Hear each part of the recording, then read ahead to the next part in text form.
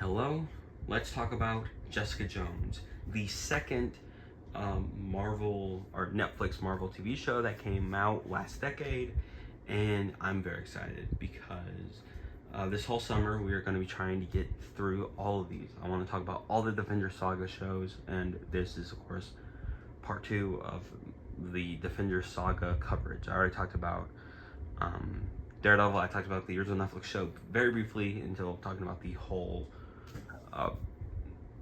Born Again, but you want to let that count.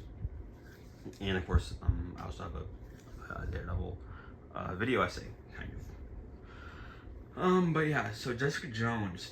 Jessica Jones is about this woman named Jessica Jones, played by Kristen Ritter. She is a superpowered individual. She can jump really far basically and has super strength. And she, in the first season, has to deal with her, essentially her abusive ex, but it's a bit more deep than that. But essentially her abusive ex in the first season of the show, his name's Kilgrave, played excellently by David Tennant. Of course, I'm a big fan of DuckTales. I love David's work in that show, and once again, he did not disappoint. And even Kristen Ritter, I think, was amazing. Season 2 is about her having to face a super-powered sort of mass murderer while also having to deal and to come to terms with her past. And Season 3 is about her stopping a serial killer. But this guy's regular. Is a regular dude. He just is really smart and stuff like that. And is about her having to take him down, and him being, of course, a major for that, who also sort of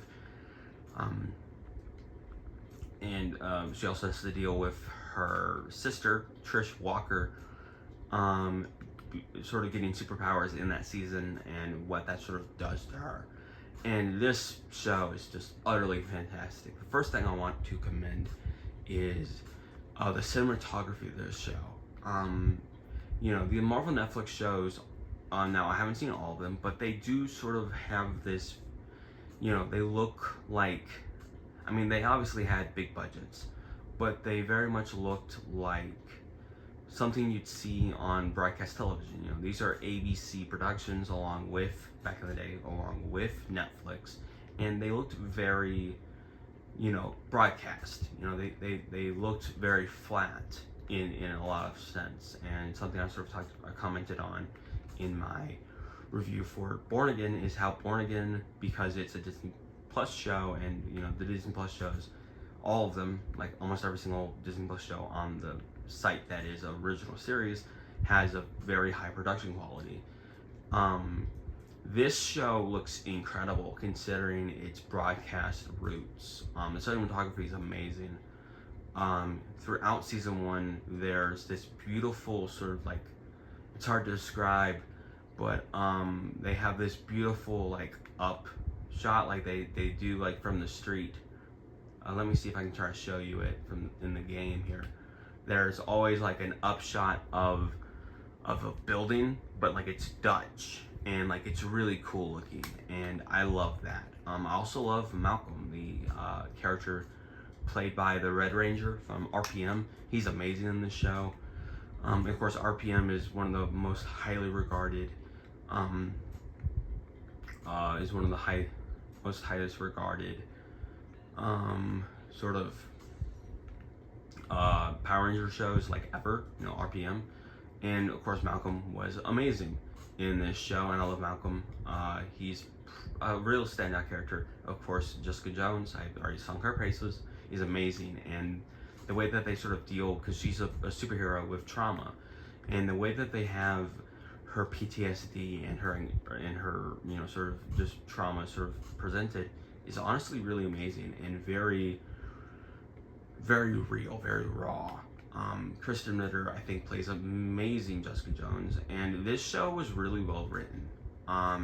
Sure, I sort of became a bit frustrated with Trish, her sister, as a character in season 2, and I think she was brilliantly handled in season 3. And season 1, she was just kind of there, I will be honest with you, but even though I was getting frustrated with the Trish character in season 2, I still wanted to see her, and I thought she was an amazing.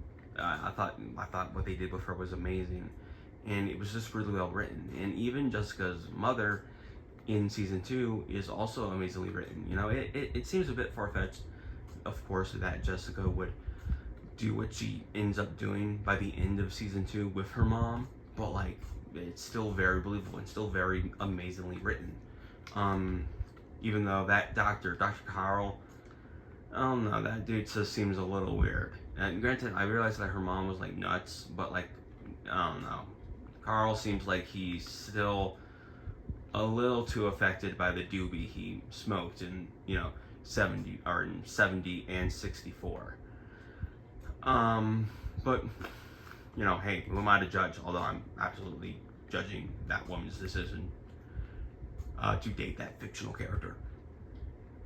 But yeah, I loved this show. Now, of course, Daredevil absolutely 100%, like especially season 3 resonates with me because I am also a man of the Christian faith. I've dealt with like basically everything that he sort of had to go through in terms of his Christianity in season 3.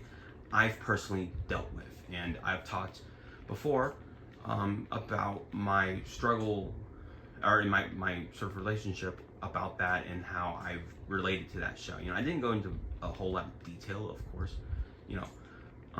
but I've talked extensively about how that show resonated with me, that season resonated with me, so I'm not going to bore you here with it.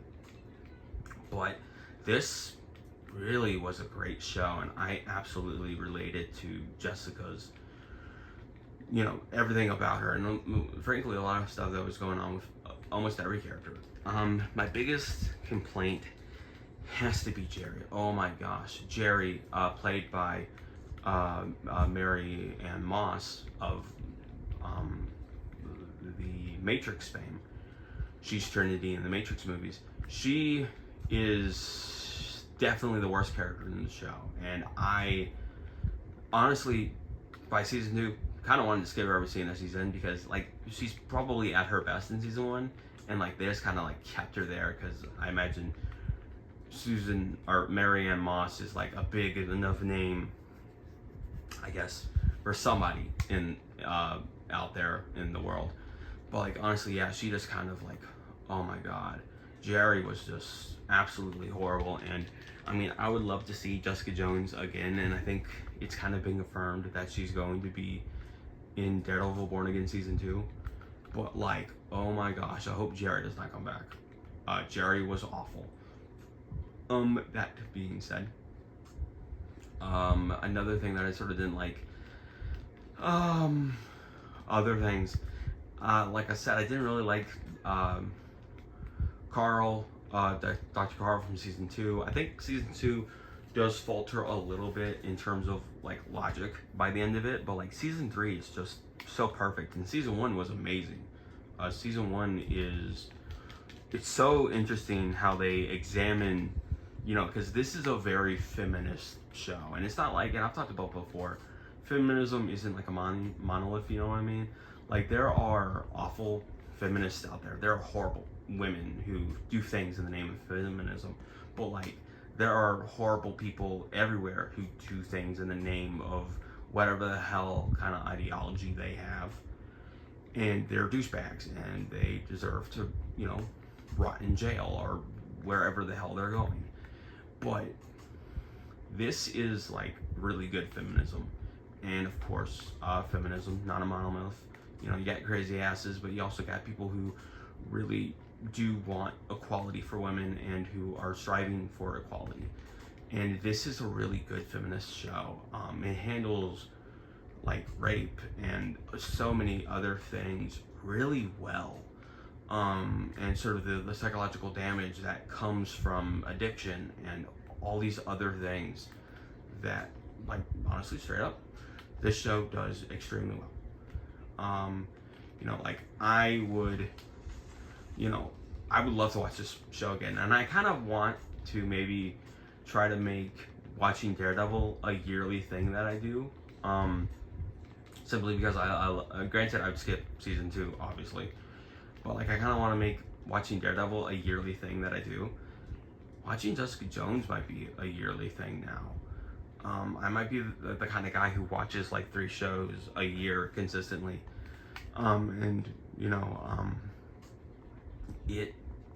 Jessica Jones might honestly get on that list because this show was just incredible, and I'm just enamored with it. And I'm honestly surprised that, obviously, like, Daredevil was a really great show, and it's the first Marvel Netflix show. I imagine it's probably the one that the most people have seen.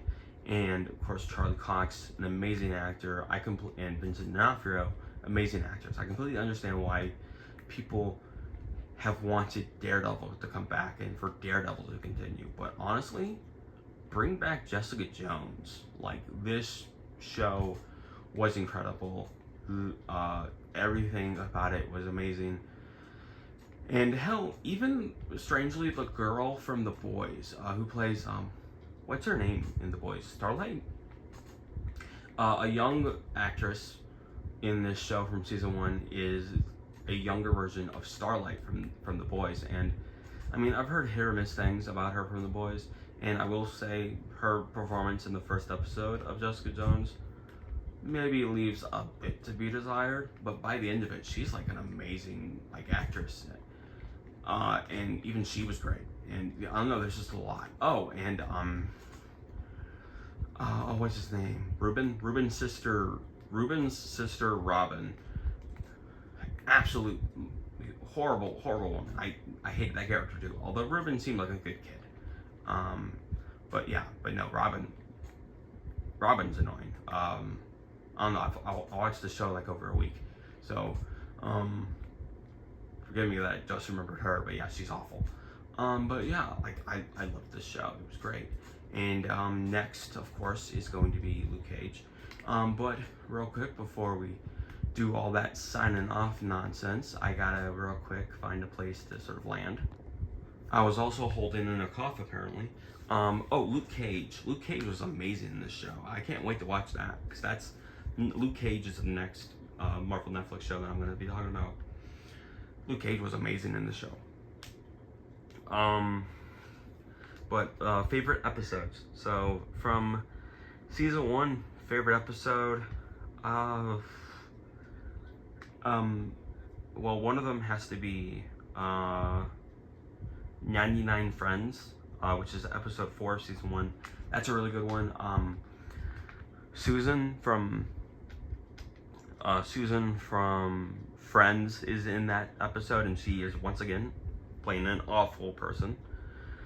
And then 100 Cuts has to be hands down favorite episode. When they have Kilgrave in that cell is absolutely amazing, and just how they, I've sung this show's praises a little too much, how they handled Kilgrave and his power, and because I like the Purple Man. One of my favorite episodes of X-Men the animated series has the Purple Man in it. The Purple Man is just so chilling and absolutely amazing what they do with it. And the final moments of this show, like the season 1 or the season 3 finale, that was really a series finale for the whole Shibugi, just utterly amazing. And what a great way to do the adventure continues type of ending. Season 2, oh boy, what's my favorite episode from season 2? I loved I Want Your Cray Cray. That's a really good episode. That's a flashback episode. That's an amazing episode. And Pray for Patsy.